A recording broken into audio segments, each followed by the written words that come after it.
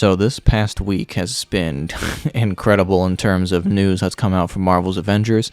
So they started with giving us kind of like a teaser poster with Spider-Man in his iconic outfit with the rest of the Avengers. Then they gave us a cinematic teaser trailer, and then they revealed a bunch of outfits for him in this past week, Friday's dev stream, along with, a lot of info about the Klaw Raid. So I'm going to talk about all this and try to address everything as I can and how much of it I find important and stuff. That's the main stuff I want to make sure I get to.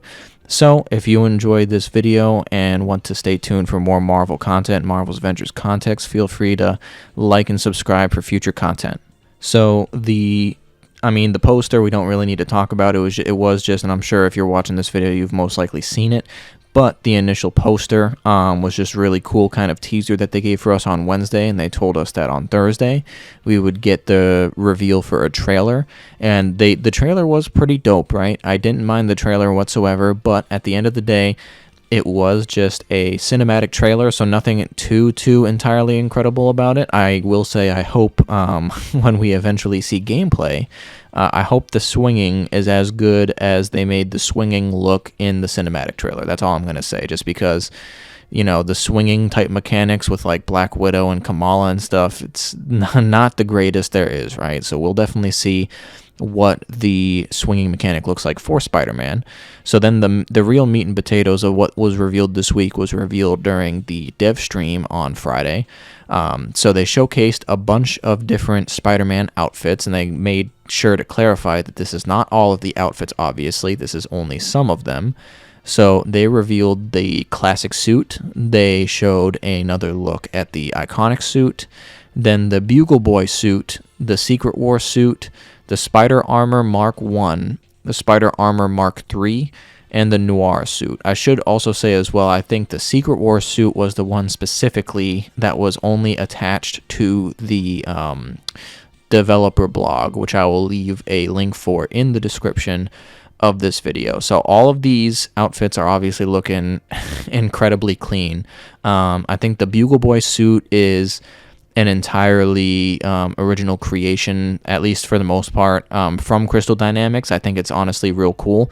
In my opinion, in any Spider-Man game, I don't really go for a lot of the classic looks, but I think this might be my favorite classic Spider-Man look that I've ever seen in when it just comes to classic looks with Spider-Man, period. That's just my personal opinion, but so that's cool. So they said that gameplay is going to be reserved for the WARTABLE. So the WARTABLE as well will be on November 29th. So this will be a WARTABLE deep dive for Spider-Man and the Klaw Raid. So this will come out on November 29th, the day before their release on November 30th. So and then one of the other things that they released with this week's blog, and they talked about a little bit for this dev stream, and this is honestly really important in my opinion, is they are bringing back the Tachyon Surge buff. And obviously the Tachyon Surge buff didn't necessarily leave, but for those of you who don't know, the Tachyon Surge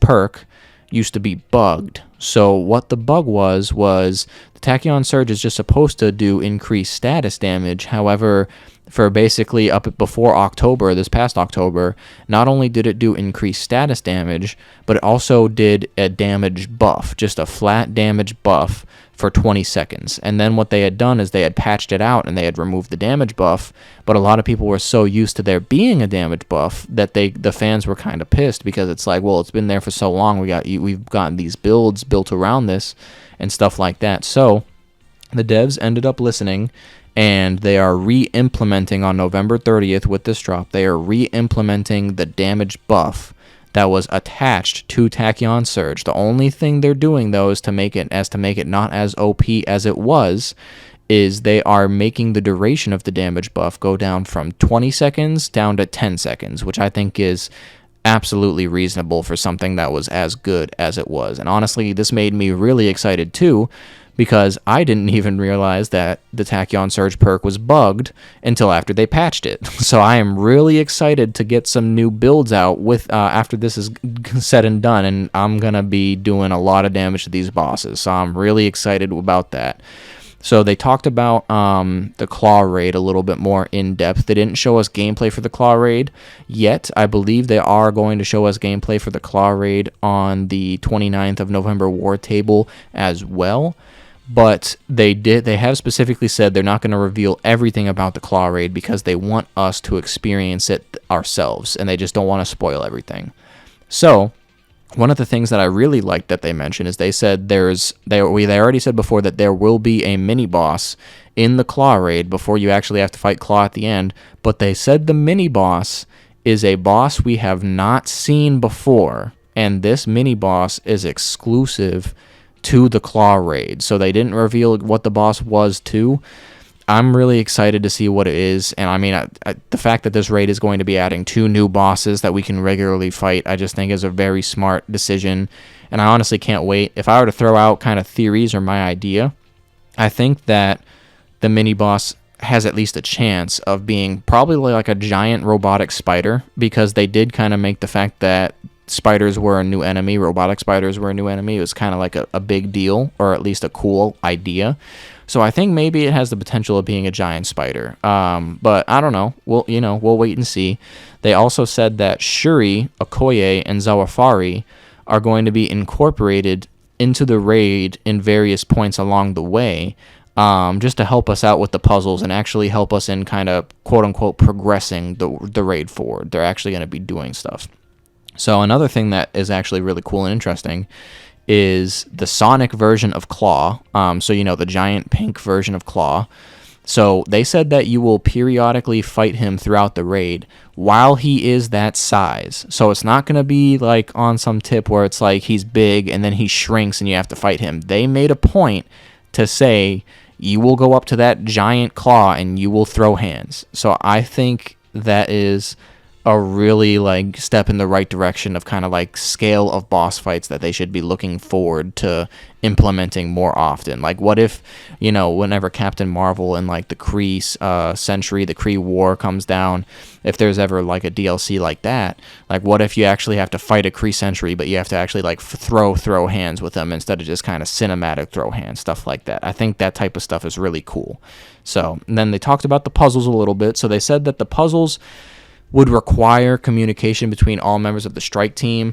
My thing with this is you didn't really need to communicate with the rest of your team for the OLT, the Super Adaptoid OLT, so I don't know if the communication would be required per se.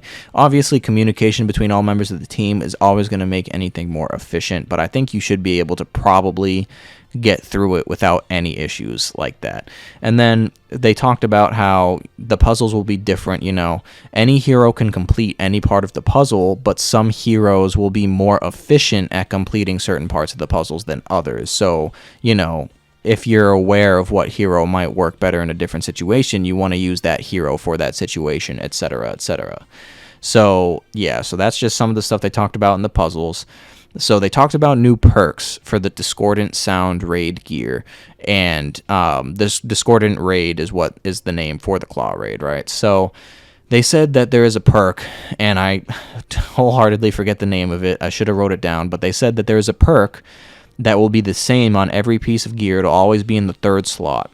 And basically what this perk does is it makes it so that if you're standing next to an enemy that's affected by Sonic, and for those of you who don't know, when an enemy is affected by Sonic damage, if you are standing next to that enemy, you are getting an intrinsic buff and you are getting a heroic charge buff while you're standing next to the enemy afflicted by Sonic.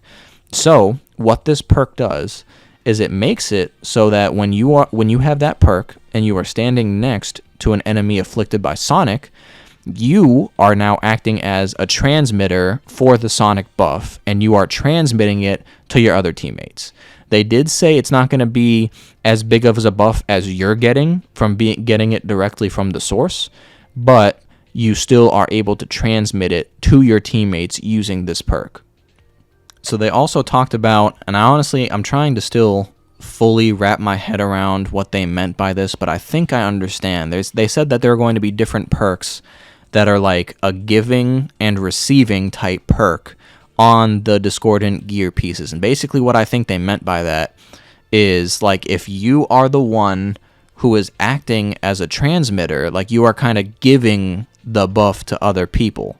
And basically what these other giving perks can do, and from what this is what I interpreted it as, is if you are giving that buff, if you're giving the Sonic buff to other teammates, then you also get this buff from this perk. So like it's a giving perk. And then there's also a receiving perk. So if you're receiving the Sonic buff from a teammate, you get this buff because it is a receiving perk. So I think that was a really cool idea as well. They also did specify that some of the perks on the Discordant raid gear will be hero-specific perks. And I think that fact alone right there is honestly going to make the Klaw Raid gear truly in competition for the best gear in the game, and that makes me truly even more excited for it before. I think they do mean it this time when they say the Klaw Raid is going to give you the best gear in the game, period. So I'm definitely happy to see this type of stuff. So they did talk about 2 other perks that they're adding that I think are the most interesting. I think they might have only talked about these other 2 though, but I'm not entirely sure, but these 2 are definitely interesting. So the first one is a perk called Status Leak. Now what's really cool about this is Status Leak allows you to potentially afflict enemies of status damage that you do not have equipped. And the specific example they used about that is Shock. But specifically what Status Leak does, it'll take either Vibranium, Shock, or Cryo, and it'll spread it to other surrounding enemies if you meet the conditions. So basically, they said Vibranium is going to be the easiest because it'll literally just be like, if you deal Vibranium damage, you'll spread Vibranium damage to surrounding enemies. So that will be really, really easy to pull off. But what's interesting is the Shock example that they gave.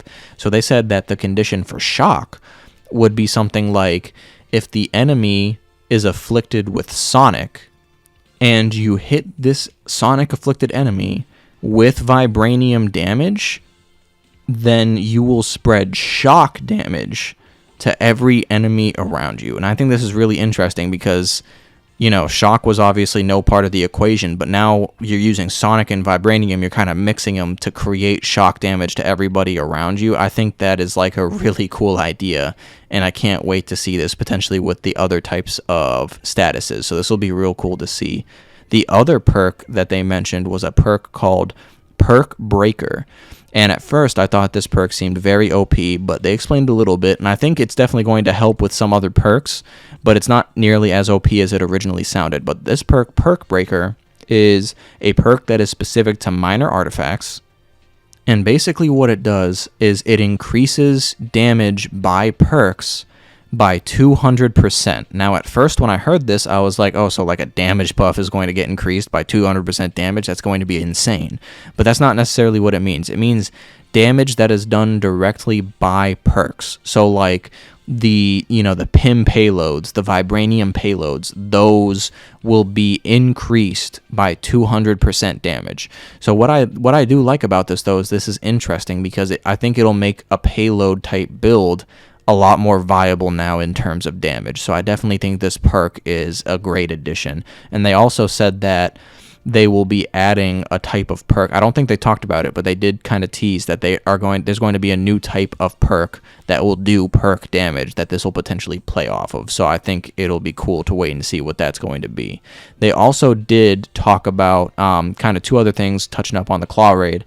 They said that for this raid, they actually were tossing the idea around of a legendary or of adding legendary or exotic minor artifacts, so upgrading the rarity to minor artifacts.